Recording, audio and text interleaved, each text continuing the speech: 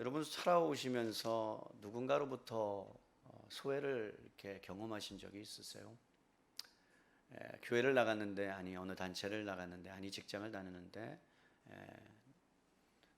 왠지 모르게 사람들이 나를 이렇게 왕따시킨다 그럴까요? 멀리한다 그럴까요? 그랬을 때 참 사람들이 느끼는 감정은 굉장히 우울해지죠. 그리고 왜 그럴까라는 생각도 하게 되고요. 또 때로는 우리가 다른 사람들을 이렇게 끼리끼리 놀면서 소외를 시키기도 하고 당하기도 합니다. 현대 사회에서 흔하게 사용하는 말이 상처받았다. 나 교회에서 상처받았어요. 나 누구 때문에 상처받았어요. 나 이것 때문에 상처받았어요. 목사님 때문에 상처받았어요. 왜 그렇게 상처를 많이 받는지요. 또 흔히 사용하는 말 중에 하나가 나 교회 가니까 나를 왠지 멀리하는 것 같아. 소외받았어 라는 말을 자주 듣곤 합니다. 소외라는 단어를 사전에서 찾아보니까요 이렇게 써 있더라고요. 인간의 사회적인 활동에 의해서 나타난 산물인데, 예를 들어서 노동을 통해서라든가 사회적인 관계를 통해서라든가 금전적인 물질을 통해서라든가 아니면 이데올로기 같은 사상을 통해서 그것들이 오히려 인간들을 지배하고 인간 활동 자체가 그 인간에게 속하지 아니하고 외적인 강제적으로 나타내는 상태를 소외다라고 말합니다. 제가 읽어놓고도 어려워요. 이게 무슨 말이야 도대체? 왜 이렇게 어렵게 쓴 거예요? 이렇게 할 것 같아요. 소외란 원래 사람들이 생활을 풍부하게 만들어내기 위한 어떠한 물질들이 인간을 도리어 지배하는 현상을 가리키는 게 소외란 말이에요. 그러면 어떤 일이 일어나느냐? 인간이 만들어내는 어떤 문화, 예술, 정치, 사회, 경제 모든 것들이 여러분 인간이 만들어낸 산물인데 그것이 오히려 인간을 지배하기 시작하면서 나타나는 현상이 인간성이 파괴되는 거고 사람들을 소외시킨다. 그러니까 예를 들어서 보면 이런 거예요. 우리가 집이라는 것을 하나 놓으면 여러분 뭐 간혹 제가 예를 드리지만 임대 아파트를 사는 사람들이 보통 되게 무시했어요. 예전에는. 왜 무시했습니까? 예전에는 가난하고 힘든 사람들이 임대 아파트에 많이 살았어요. 그러니까 옆 동네에 임대 아파트가 아닌 사람들은 길 건너에서 일단 집값이 차이 나요. 그리고 학교를 같이 보내도 아이들의 수준이 차이 나지 않음에도 불구하고 서로 차이를 만들어내요. 이것이 뭐라고요? 소외를 갖고 온단 말이죠. 여러분 소외라는 것은 문학 창작뿐만 아니라 철학, 정치학, 심리학, 사회학 여러분 모든 부분에 있어서 자주 나타나는 현상 중에 하나입니다. 심지어 여러분 대중매체에서도요 거의 매일 우리가 접할 수 있어요. 사람을 소외받게 만들어요. 예를 들어서 여러분 광고를 보세요. 그거 안 사면 굉장히 내가 어떤 뭐랄까 좀 존귀한 존재, 아니면 자긍심을 갖지 못한 존재처럼 느껴져요. 그것을 타야지만 내가 뭔가 대단한 사람처럼 보이도록 광고를 만든단 말이죠. 사람을 소외시키게 만듭니다. 여러분 우리 사회에서는 개인들이 어떤 형태로든 소외를 경험하는 것이 피할 수 없는 현실이라고 생각합니다. 젊은이들은 여러분 요즘 들어서 생각하는 게 뭐예요? 뭐 아빠 찬스, 엄마 찬스, 그러니까 소외받았다고 생각하는 거죠. 그리고 제도에 대해서 환멸을 느낍니다.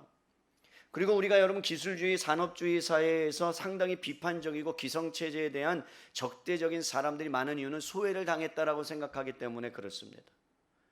그래서 여러분 소외라는 것은 물질적인 생산에서 예술 창작에 이르기까지 모든 인간 활동에 영향을 미치고 있다는 거예요. 우리도 모르는 사이에 영향을 받고 있다는 것이죠.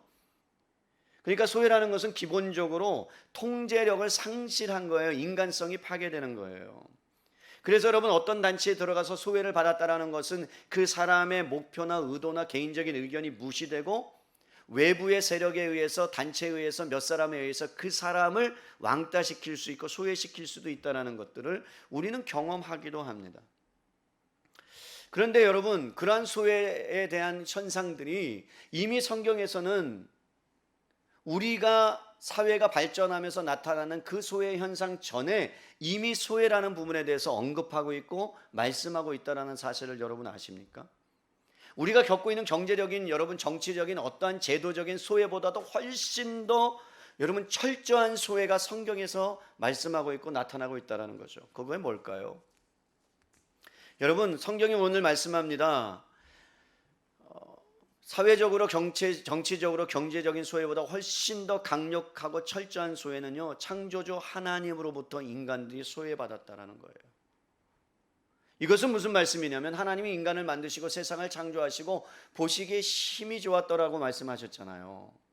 여러분, 그랬을 때 인간들을 보시기에 하나님이 얼마나 기뻐하셨겠어요? 그리고 그 세상을 다스리도록 그들에게 청지기의 역할을 주셨는데 인간이 죄로 인해서 타락합니다. 그래서 하나님과의 관계가 깨어졌습니다. 그래서 돌아올 수 없는 강을 건넜어요.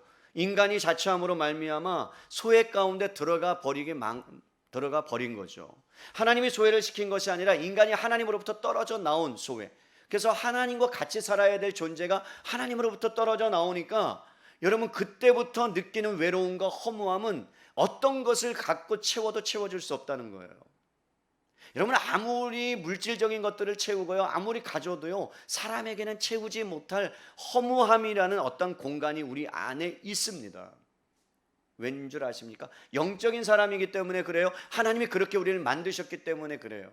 그래서 사람들은 하나님과 함께 연합되어야 되고 하나님 편에 살아야 되고 하나님과 함께 살아야 될 존재인데 인간이 죄로 말미암아 하나님을 멀리해버리고 하나님께로부터 소외당해버린 거예요. 인간이 자초한 일입니다. 그 일로 인해서 어떤 일이 일어나요? 또 다른 한 가지는요, 같은 피조물끼리 소외가 일어납니다. 내가 속해 있는 어떤 집단에서 소외를 시키거나 당하기도 하죠. 이와 같이 여러분, 소외는 근본적인 인간관계를 붕괴시킬 뿐만 아니라 남을 소외시킴으로 또 소외를 당함으로 인하여 관계가 깨어져요. 그리고 비인간화됩니다. 인간성이 상실되고 말살되는 현상들이 일어나게 되는 거죠. 여러분, 왜 연예인들이 자살합니까? 인기에 대한 소외감을 느끼는 거죠. 대중에 대한 소외감을 느끼는 거죠.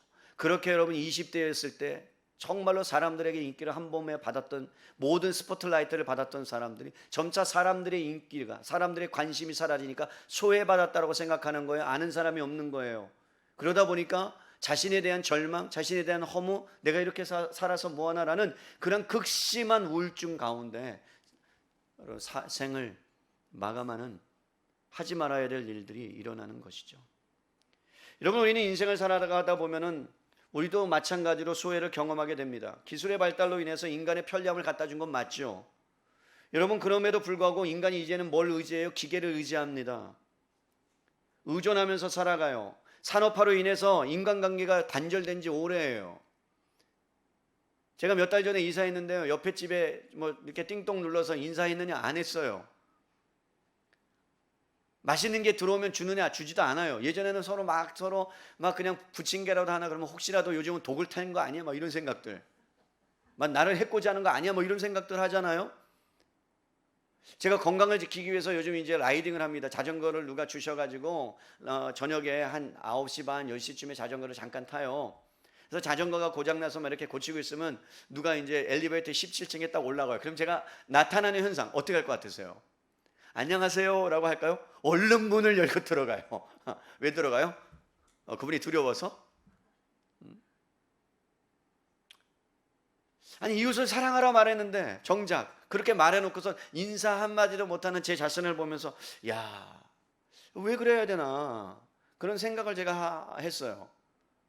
그러고 나서 다시 이제 또 있었는데 띵동하고 오더라고요. 이번엔 안 되겠다, 내가 인사해야지. 그래서 인사를 드렸어요. 처음으로 옆집에 어떤 분이 사셨는지, 나이가 얼마나 드셨는지 알았어요.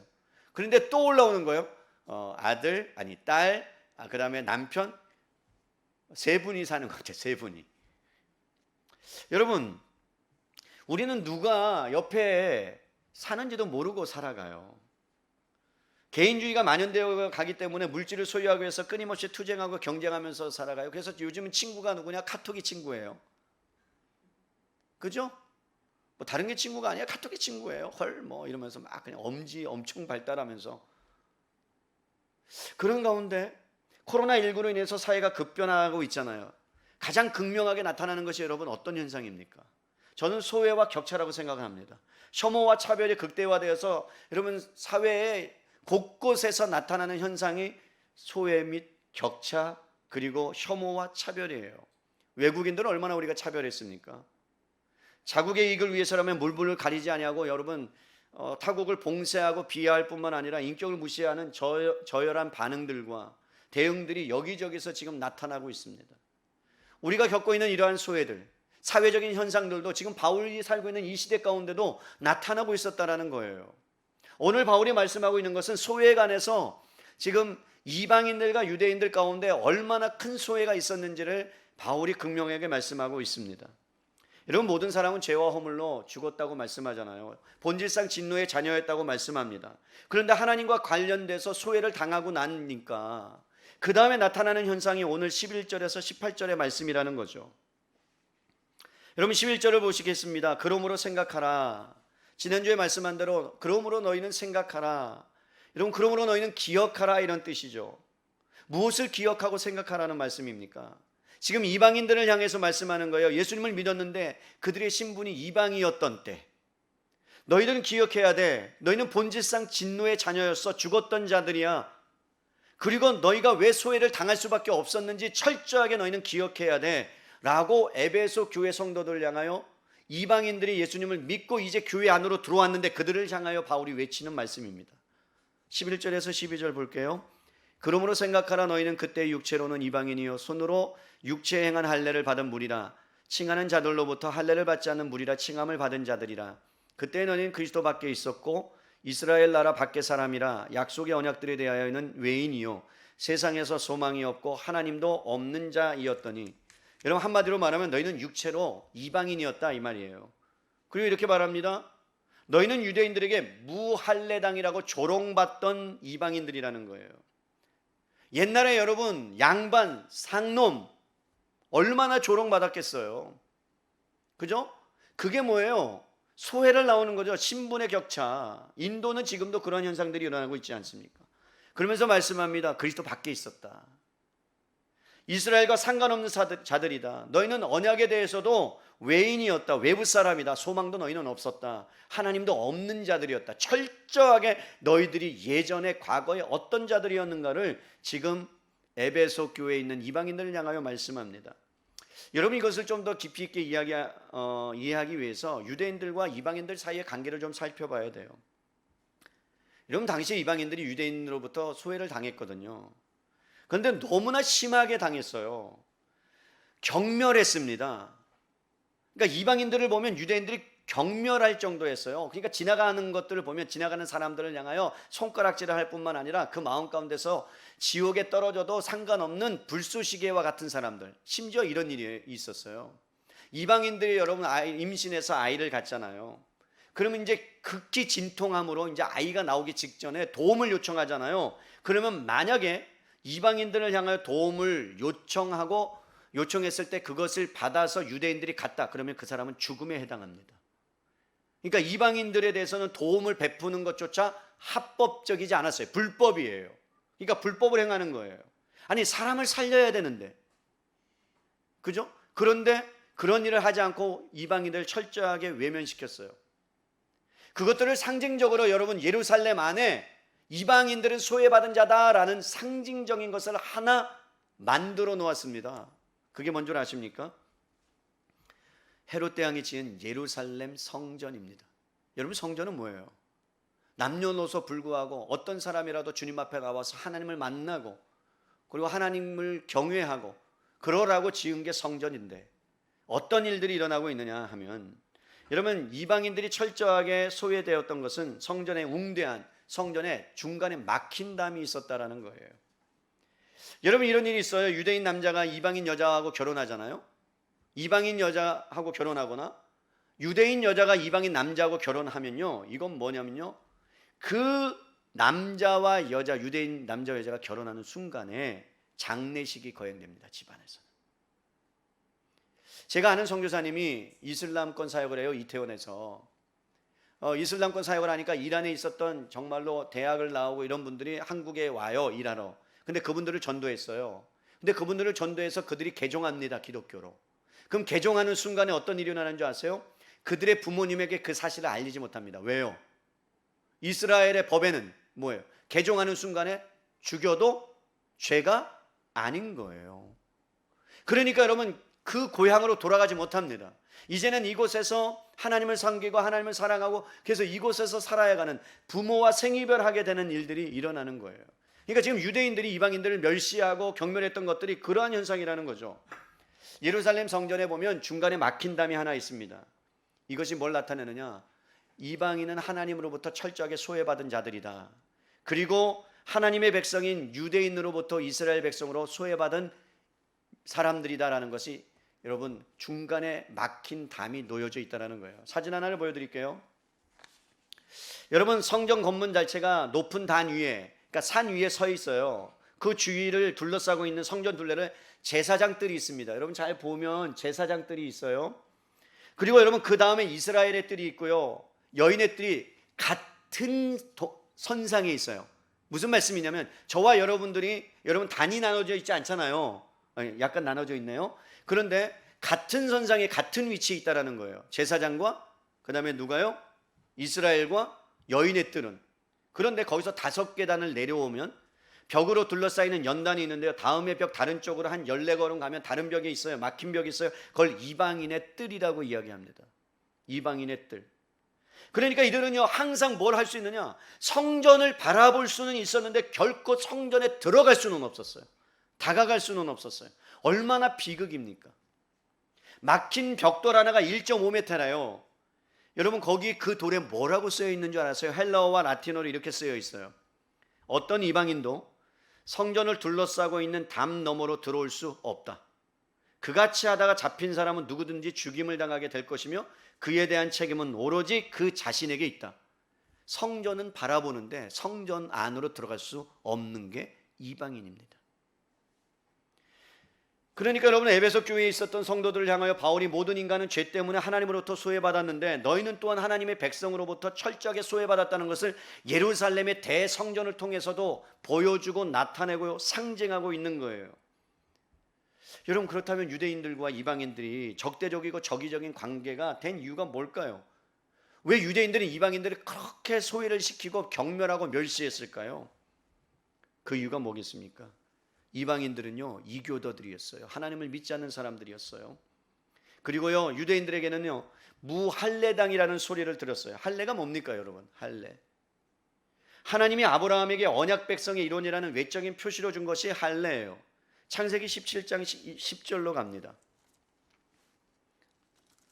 창세기 17장 17절이에요. 17장 10절. 하나님께서 이스라엘 백성 아브라함을 이제 이스라엘 백성으로 만드시기 위해서 이스라엘 나라를 세우기 위해서 아브라함을 불러요. 그래서 17장 10절에 이렇게 말씀합니다. 너희 중 남자는 다 할례를 받으라. 이것이 나와 너희와 너희 후손에게 지킬 내 언약이다. 약속이다. 너희는 포피를 베어라. 이것이 나와 너희 사이의 언약의 표징이다. 그러니까 여러분 유대인들은요 이스라엘 아브라함의 자손인 선민이라는 우월의식을 갖게 되고 할례받지 않는 이방인들을 무시하고 경멸합니다.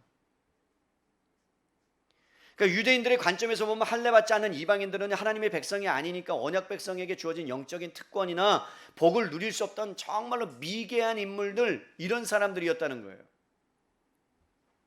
여러분 오늘날에도 마찬가지예요. 우리가 소외를 당하는 이유가 뭐예요? 사람들을 만나면, 한국 사람 특히 제가 가끔 얘기하죠. 자동차 사고 나면 자동차는 사고를 왜 냈고 잘못한 사람이 누구냐를 따져야 돼요. 그럼 딱 내리면 뭘 해요? 일단 첫째 뭘 확인해요? 남자인가 여자인가를 확인해요. 일단 여자이면 싸우기가 쉬워. 아니에요? 자, 두 번째 뭘 확인해요? 나이가 많은지 적은지를 확인해요. 그리고 뭘 요구해요? 주민등록증 까라 그래요. 예전엔 그랬어요. 예전에는. 지금은 그러지 않아요. 통하지 않아요. 여러분 왜 그렇습니까?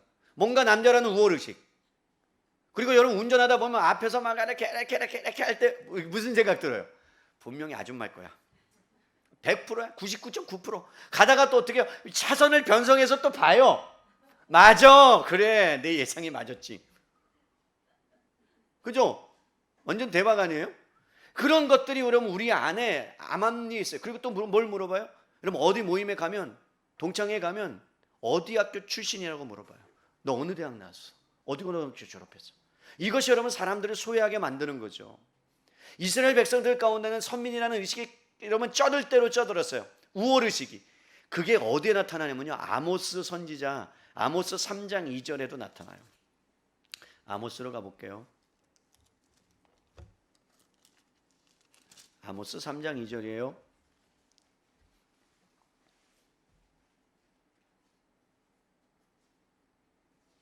여러분, 아모스 3장 2절 제가 읽어드려요. 내가 땅의 모든 족속에게 너희만을 알았나니 그러므로 내가 너희 모든 죄악을 너희에게 보응하리라 하셨나니.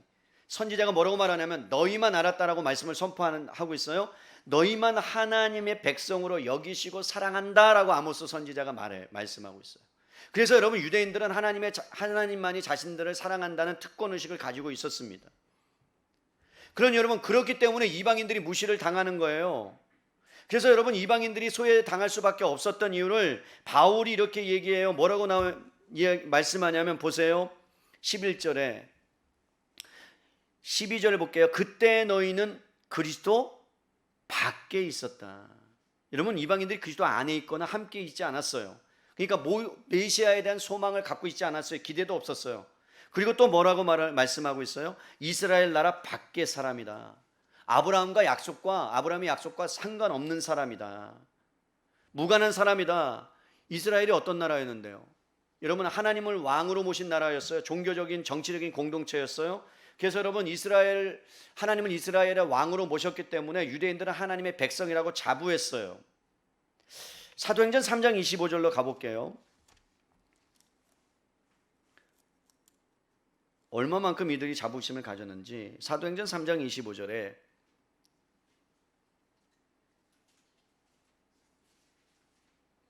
제가 읽어드립니다. 너희는 선지자들의 자손이요 또 하나님이 너희 조상들과 더불어 세우신 언약의 자손이라 아브라함에게 이르시기를 땅의 모든 족속이 너희의 씨로 말미암아 복을 받으리라 하셨으니. 하나님께서 아브라함과 언약을 맺었는데, 여러분, 언약의 자손을 통해서 이 땅이 구원을 받겠다라고 말씀하셨는데, 그리고 아브라함의 자손을 통해서 혈통에서 메시아가 나올 것이라고 약속을 하셨으니, 여러분, 이들이 생각했을 때는 얼마나 대단해요. 세상을 구원할 자가 누구에게서 나온다고요?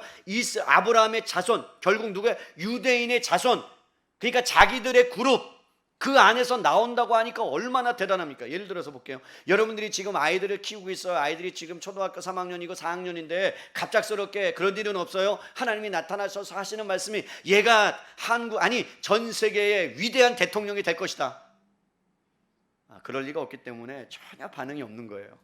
만약에 그런다 그러면 여러분 어떻게? 아주 귀하게 쓰일 인물이 될 것이다. 난세의 인물이다라고 계속해서 진짜로 하나님이 말씀하셨다면 여러분, 이 자녀에 대한 자부심, 프라이드는 얼마나 대단하겠어요. 이게 마음에 닿지 않으니까 이렇게 해요. 하나님께서 나타나셔서 은혜 사랑의 교회를 이 시대의 동탄 지역에 가장 큰 교회로 사용할 거야. 네, 그럴 리는 절대 없어요. 네. 아멘 하야 소용없어요. 하나님 편에 서 있는 거니까. 그러는 순간에 우리는 타락할 수 있어요. 여러분, 그러면 여러분 얼마나 대단한 프라이드, 자부심이 갖겠어요. 그래, 어느 교회 다녀요? 은혜 사랑의 교회요. 어디 있어요? 우성 센트럴 타워 10층에 있어요. 그거 본인 건물이에요? 아니에요. 남들이 다 여기 지나다가 보면요, 여기 크게 교회 이름이 써 있으니까 우리 건물처럼 보인대요. 그것도 감사하다 그랬어요. 여러분, 그런 마음이 유대인들 가운데 있었다는 얘기예요. 그러면 여러분, 아브라함의 자손을 통해서 나올 그 씨가 누구냐, 그걸 알아야죠. 그걸 생각했어야죠. 유대인들은. 그게 뭐예요? 누구예요? 갈라디아서 3장으로 가보세요. 3장 15절로 16절. 세상을 구원한 아브라함의 후손을 나온다고 했는데 유대인들이 그것을 알았어야 마땅합니다. 3장 15절로 16절 갑니다. 갈라디아서예요. 형제들아, 내가 사람의 예대로 말하노니 사람의 언약이라도 정한 후에는 아무도 패하거나 더하거나 하지 못하느니라. 이 약속들은 아브라함과 그 자손에게 말씀하신 것인데 여럿을 가르쳐 그 자손들이라 하지 아니하고 오직 한 사람을 가르쳐 내 자손이라 하셨으니 곧 누구라고요? 그리스도라. 이 세상을 구원할 자가 예수님, 예수 그리스도라는 것을 분명하게 말씀하셨고, 그러니까 결과적으로 유대인들은 이 세상을 구원할 구원자가 자신들에게서 나온다는 사실 때문에 엄청난 자긍심을 갖고 살았어요. 그래서 이방인들 가운데 구원자가 나오지 아니하니까 멸시한 거예요. 너희는 하나님과 상관없는 자들이야, 개 같은 인간들이야, 그러면서 멸시했단 말이죠. 여러분, 그러한 멸시를 당했던 이방인들이 얼마나 자존심이 상했겠습니까? 물론 그들은 율법도 어떤 사람들이 하나님의 다스림도 받지 못했어요. 하나님의 영적인 어떤 복을 누릴 수 있는 자격이 전혀 없었던 외국인 타인들이었어요. 그런데 여러분, 그들은 세상에 소망 없던 자라고 성경이 말합니다. 소망이 없었대요. 하나님이 없이 사는 자, 자기 마음대로 사는 자. 그러니까 하나님을 경외하지도 않고 우상 숭배라고 하나님이 싫어하는 것만 다 했던 자들, 하나님과는 전혀 상관없는 자들, 하나님께로 가까이 올 수 없었던 자들, 하나님을 찾을래야 찾을 수 없었던 자들, 너희들의 상태가 그거였어라고 말하는 거죠. 결국에는 여러분, 하나님으로부터, 하나님의 백성으로부터 철저하게 소외된 자들인데 왜 바울은 그것을 지금 에베소 교회를 향하여 말하고 있고 우리와 무관한 것 같은 우리들에게 말씀하고 있을까요? 성경이 오늘날 우리에게 하시는 말씀이라면 우리도 한때는 뭐였다고요? 이방인이었다는 거예요. 여러분, 우리는 이스라엘 백성이 아닙니다. 우리는 유대인이 아닙니다. 우리도 이방인이었습니다. 어쩌면 바울이 아시아에 가서 복음을 전해서 그 복음이 우리에게 전해지지 않았으면 우리도 여러분 하나님의 그 신령한 복을 누릴 수 없었던 자리일 수밖에 없었습니다. 혈통적으로도 구원받을 만한 자격이 없었어요. 언약 백성이 아니었어요. 이스라엘 나라에 속하지도 않았어요. 아무런 소망이 없었던 자들이에요. 여러분, 소망 없이 살아본 적 있으세요? 사방이 움켜짐을 당하고 여러분 길은 하나도 없고 어떻게 할 수 없는 그러한 상황 가운데 놓여진 적이 있습니까? 이스라엘 민족이 엄청난 외부로부터의 침입을 받고 민족적 순환을 당하면서도 견딜 수 있었던 건 딱 한 가지예요. 그게 뭔지 아세요? 그들에게 소망이 있었어요. 무슨 소망? 예수 그리스도 메시아가 오신다. 그런데 유대인들은 그를 몰라봤죠. 소망이 없다는 사실은요, 얼마나 사람에게 비참한 것인지 모릅니다. 여러분, 한 달 후에 죽을 운명이라고 생각해 보세요. 갑작스럽게 여러분들에게 한 달 후에 여러분들의 생명이 끝난다라는 진단을 받아보세요. 한 달 동안 아무리 좋은 음식을 먹고요, 아무리 좋은 옷을 입어도 행복하겠습니까? 소망이 없다면요. 여러분, 군대 간 친구들이 무엇 때문에 혹독한 훈련을 견딥니까? 국방부 시계는 뭐 한다고요? 돌아간대잖아요. 여러분, 그 얘기는 뭐예요? 제대할 날짜를 세고 있다는 거예요. D-Day 들어가는 날부터. 그러면서 그 소망 때문에 견디는 거예요. 때로는 맞기도 해요. 요즘은 뭐 그런 게 없지만 요즘은 뭐 암암리에 때린다고 하죠. 그런데 여러분, 그런 것들을 견딜 수 있는 이유는 뭡니까? 제대할 것 때문에 그래요. 바울은 이방인들이 지금 자신이 어떤 처지에 있는지 생각해 보라고 심지어 강력하게 말합니다. 소망이 끊어져 있었던 이방인들, 너희들의 상태가 뭐였는지 기억해라. 그것을 기억해야만 너희에게 주신 그 복음의 위대함, 복음의 놀라움, 복음의 정말로 상상할 수 없는 그 신령한 은혜가 무엇인지 너희가 깊이 경험할 수 있다. 그러면서 13절에 이렇게 말씀합니다. 뭐라고 말씀하느냐? 이제는 이렇게 얘기해요. 거기 앞에 단어가 빠졌어요. 그러나 이제는. 상황이 달라졌다는 거예요. 반전의 드라마가 쓰여진 거죠. 영적인 여러분 역전의 드라마가 쓰여진 거예요. 여러분, 전에는 너희가 하나님과 무관한 사람이었어. 하나님 사랑 밖에 있었어. 소외되었어. 언약 밖에 있었어. 그런데 너희에게 어떤 일이 일어난지 도저히 가까이 할 수 없는 일이 일어났어. 그게 뭐예요? 유대인들과 견원지간이에요. 왼수지간이에요. 그런데 여러분, 이방인들과 어떻게 함께 할 수 있는 은혜가 임했다라는 거예요.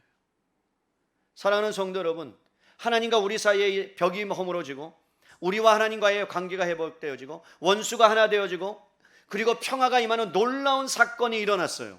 누구에게요? 이방인들에게. 아니, 저와 여러분들에게 그 놀라운 사건이 일어난 줄로 믿습니다. 근데 여러분, 그게 어떻게 일어났다고 말씀합니까? 여러분, 이 사회가 왜 소외하고 격차가 벌어지고 차별하고 그것들이 여러분 하나 될 수 없는 줄 아십니까? 하나 될 수 없습니다. 역사가 그것을 증명합니다. 왜 여러분 좌파다 우파다 나눠지는 줄 아십니까? 여러분, 왜 사상이 이념이 나눠져서 왜 이 사회가 혼란스러운 줄 아십니까? 교육을 해도 안 되는 거예요. 그것은 정치적인 것으로도 해결이 안 됩니다. 성경이 말씀합니다. 유대인과 이방인들 사이에 정치적인 경제적인 어떤 어떠한 여러분 그 나눔의 분리에 있는 상황 가운데 그것을 하나 될 수 있는 방법은 이 세상에 없다. 그것이 오늘날 우리에게 하시는 말씀이에요. 왜 교회가 나눠집니까? 왜 분열됩니까? 왜 분리됩니까?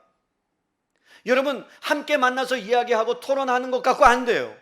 해야 돼요. 그러나 그것보다 더 중요한 것은 그 원수를 해결할 수 있는 유일한 방법, 인간이 소외가 어디로부터 왔느냐? 하나님으로부터 왔기 때문에 하나님께로 돌아가지 않는 이상, 다시 한번 교회가 하나님 앞으로 돌아가지 않는 이상, 회개하며 자복하며 주님을 붙들지 않는 이상, 여러분 교회는 하나 될 수 없고 이 사회는 하나 될 수 없습니다. 그것을 지금 우리 바울이 이 시대를 보면서 비록 몇천 년 전에 이방인인 에베소 교회 성도를 향하여 말씀하고 있지만 오늘날 우리에게 하신 말씀이라고 저는 생각해요. 그러면 여러분 어떻게 가까워졌습니까? 가까워질 수 있는 방법이 뭐예요? 13절 보겠습니다. 우리 함께 읽어요. 시작. 이제는 전에 멀리 있었던 너희가 그리스도 예수 안에서 그리스도의 피로 가까이 가까워졌느니라. 존 스타트 목사님이 이렇게 말씀했어요. 용서는 인간에게 의무이지만 하나님에게는 문제다. 여러분 하나님의 공의로 말미암아 인간의 죄를 그냥 용서하고 받아들일 수 없었는데 아들이 죄값을 치름으로 말미암아 인간의 용서를 받아들이게 되었다는 거죠. 여러분 이 예수 그리스도의 피의 효력은 유대인들의 기대와는 달랐어요. 예수님이 십자가에 죽으심으로 이 피의 효력이 어떻게 영향을 미쳤느냐? 혈통과 지역과 나이와 신분과 지위와 모든 것을 뛰어넘는 놀라운 은혜, 장벽이 무너지는 거예요. 여러분 때로는요 새로운 교인들이 교회에 왔을 때에 장벽이 있습니다. 기존의 장벽이 있습니다. 우리 교회는 그런 것들이 많이 없는 줄로 믿습니다. 아멘이 없는 거 말해서는 굉장히 많은 것 같아요. 다시 한번 우리 교회는 그런 장벽이 많이 없는 줄로 믿습니다. 네. 여러분 왔을 때 적응하기가 어려운 거예요. 왜? 울타리가 있어서 끼리끼리 노는 거예요. 그런데 우리 교회는 오신 분들이 적응할 수 있는 그런 어떤 장벽들이 없는 이유가 뭐냐면 우리의 인격이 성숙해서가 아니에요. 예수님의 피로 가까이 하셨기 때문에 그를 우리의 뭐로 받아들일 수 있느냐? 가족으로 받아들일 수 있는 줄로 믿습니다. 어떤 사람이 와도 때로는 동성애자가 와도 죄는 미워할 수 있지만 그를 우리의 하나님의 자녀로 받아들일 수 있어야 되는 줄로 저는 믿습니다. 아멘 하셔요. 이런 건 진짜 올 수 있어요. 그래도 받아들여야 돼요. 잘 양육해야 돼요. 잘 가르쳐야 돼요. 그것이 우리가 해야 될 일이에요. 여러분 그리스도의 피로 말미암아 남녀노소 누구도 혈통이나 언약이나 율법에 관계없이 이제 예수님만 믿기만 하면 그리스도 안에서 새 사람으로 지음을 받았다라고 한 몸이 되었다라고 성경은 말씀합니다. 그리스도 안에서만 가능한 일이에요. 그러니까 여러분 이 사회가 하나 되기 위해서는 그리스도 안에서만 가능합니다. 그리스도의 피로만 저는 가능하다고 믿습니다. 예수님께서 십자가에 죽으신 것으로 인해서 하나님과 화목시켰고 그리고 여러분 인간과 인간을 화목시켰다는 거예요. 여러분 그리스도 안에서라는 단어는요 굉장히 중요한 의미를 갖고 있어요. 이것은 단회적으로 끝난 것이 아니라 우리가 그리스도 안에 머물기만 하면 그리스도 안에 속해서 우리가 살아간다면 이제는 우리 안에 있던 여러분 불화가 그리고 원수의 모든 것들이 어떻게 된다고요?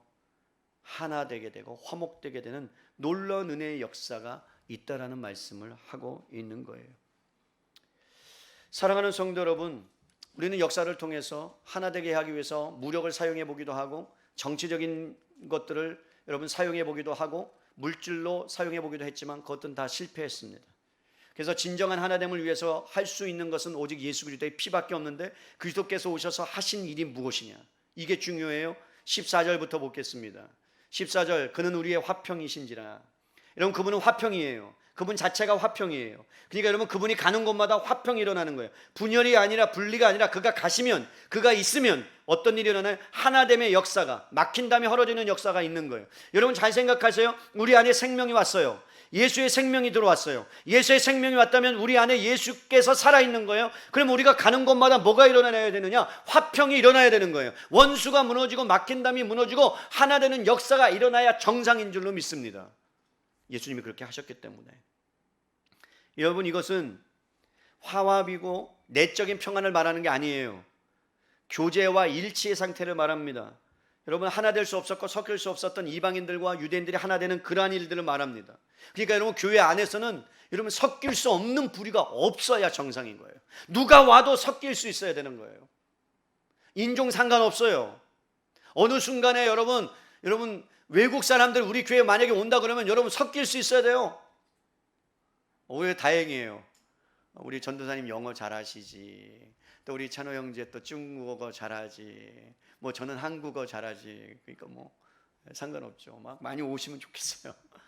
그게 뭐라고요? 예수 그리스도 안에서 하나 됨의 역사라고요. 더 나아가서 여러분, 예수님께서 막힌 담을 허신 것은 이스라엘뿐만 아니라 하나님으로부터의 소외된 것을 회복시키는 것을 의미합니다. 그런데 실제적으로 여러분, 예루살렘 성전이 언제 파괴됐습니까? 여러분, 파괴됐잖아요.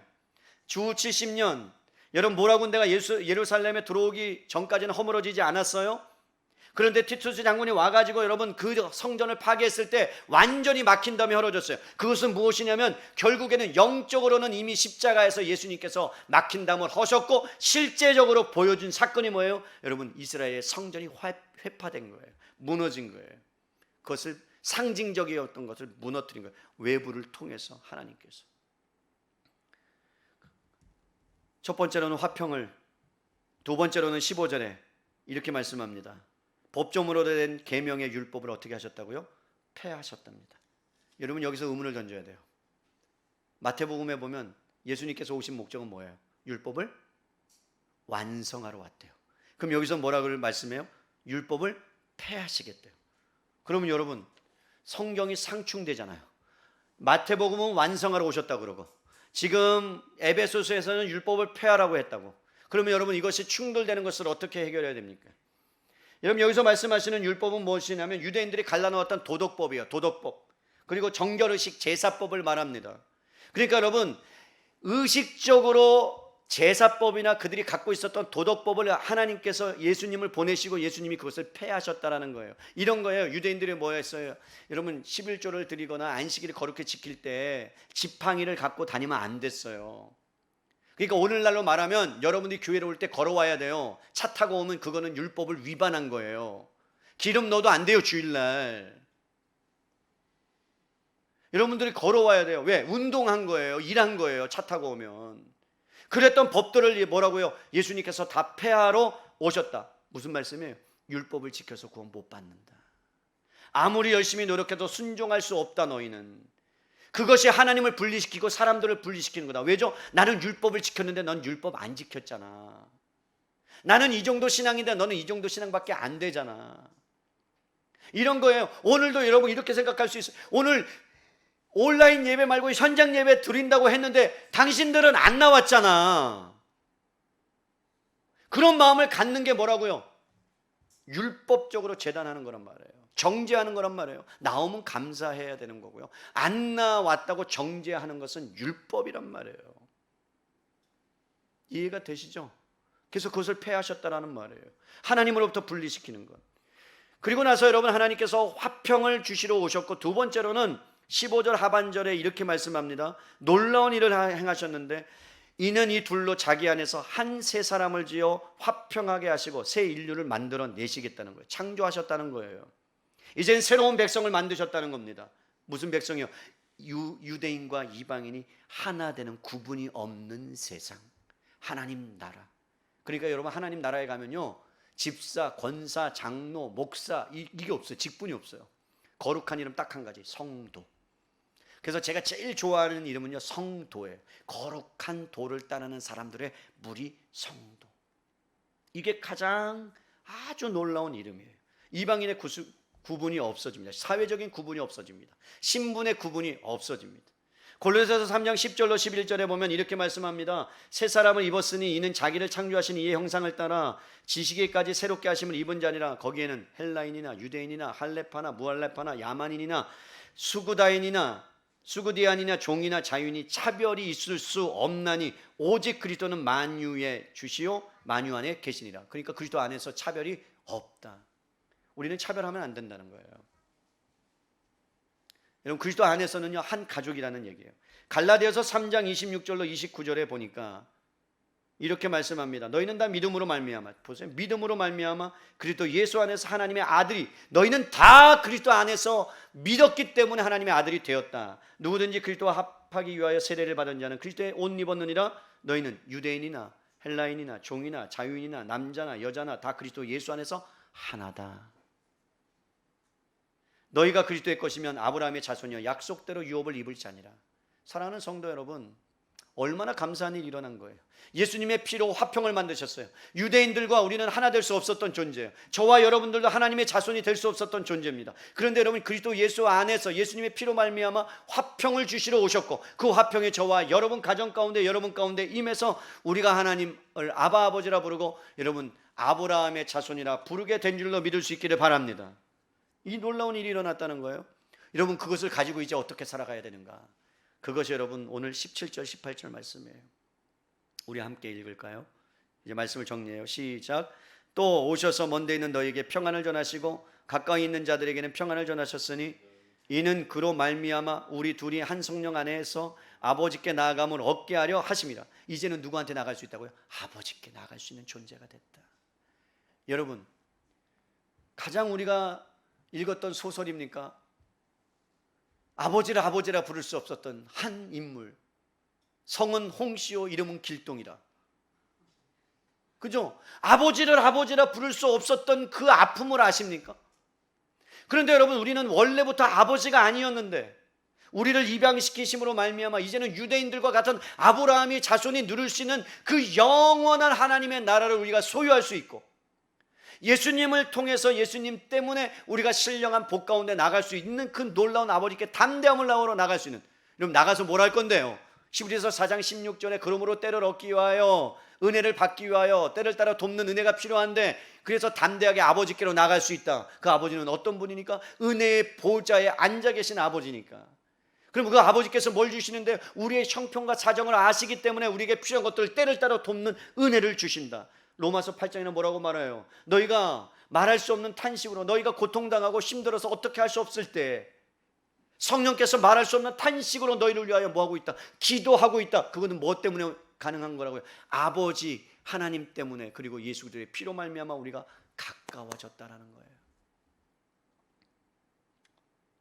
사랑하는 성도 여러분, 그러면서 바울이 또 한 가지 강조하고 있는 것은 이거예요.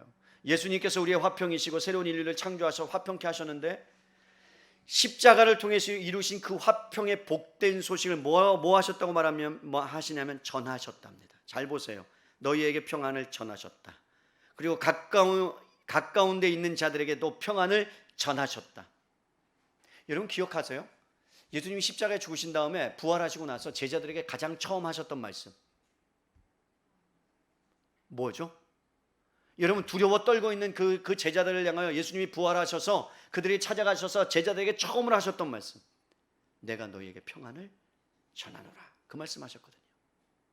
여러분, 그 말씀은 뭐예요? 여러분, 굉장히 깊은 의미가 있죠. 이런 거예요.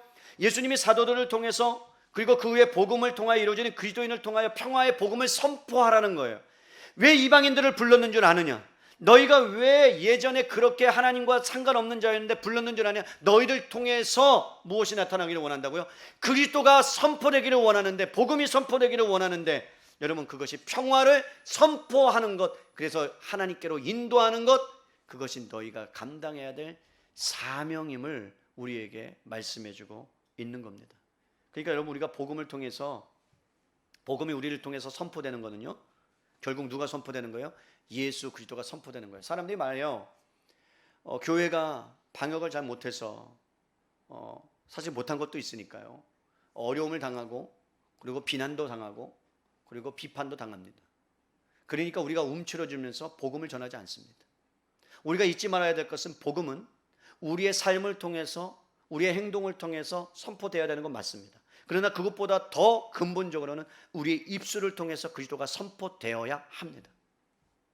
듣는 사람이 없다면 그 복음을 들을 수 없기 때문에, 말하는 자가 없다면 그 복음은 전파되지 않기 때문에, 삶이 중요하고 행동이 중요하지만 우리의 입술을 통해서 전파되는 것. 그래서 예수님이 이 땅에 화평케 하시러 오셔서 막힌 담을 허신 이유 중에 하나가 그리스도를 선포하고 전하셨다. 평강을 전했다는 얘기는 복음을 전했다는 얘기예요. 하나님과 막힌 담을 허물게 하셨다는 말씀입니다.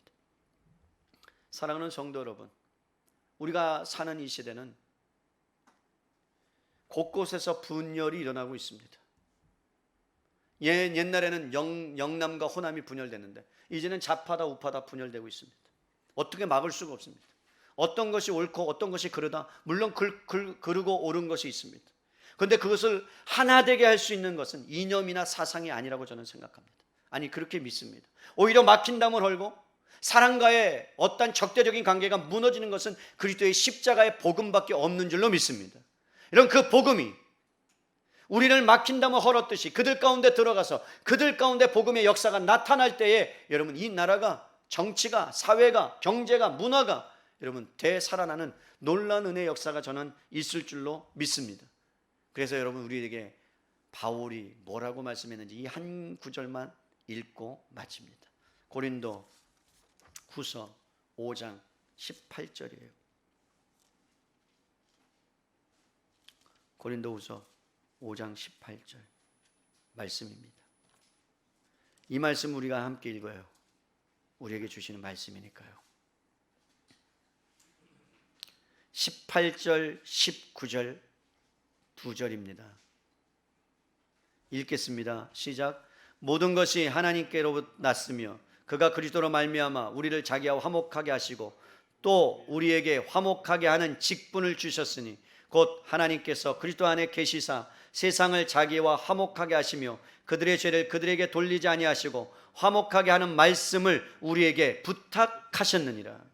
사도 바울이 이방인을 향하여 이 말씀을 전한, 그러므로 기억하라는 말씀은요, 예전에 너희가 어떤 사람이었는지를 기억하라는 거예요. 그리고 이제는 어떻게 살아가야 되느냐, 그 상태에서 그러나 이제는 하나님의 자녀가 되었음을 알고 아브라함의 자손이 되었음을 알고 그리고 하나님의 은혜로 각 하나님께 속한 자가 되었음을 알고 이제 뭐라고요? 화목케 하는 직분 가진 자답게 이 땅 가운데서 살아내라는 거예요. 살아가라는 거예요.